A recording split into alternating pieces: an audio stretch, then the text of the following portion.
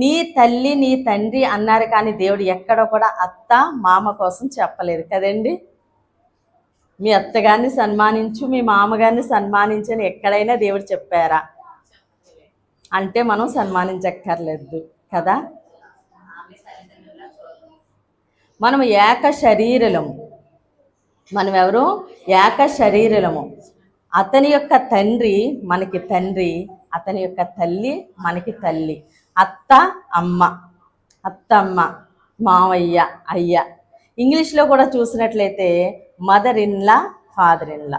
చట్ట ప్రకారము తండ్రి, చట్ట ప్రకారము తల్లి వివాహం అయిన తర్వాత. కాబట్టి మన తల్లిదండ్రుల్ని అంటే మా అమ్మని మా నాన్నని చూసుకుని మా అత్తగారిని వదిలేమని కాదు, లేకపోతే మా ఆయన మా అత్తగారిని చూసుకుని మా అమ్మని మా నాన్నని వదిలేమని కాదు. ఏం చేయాలి?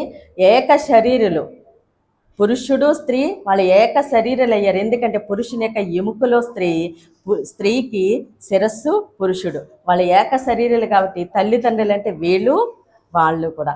అలాగే వాళ్ళని సన్మానించిన వాళ్ళు మాత్రమే దీర్ఘాయుష్మంతులు అవుతారు, వాళ్ళు మాత్రమే క్షేమాభివృద్ధి చేస్తారు.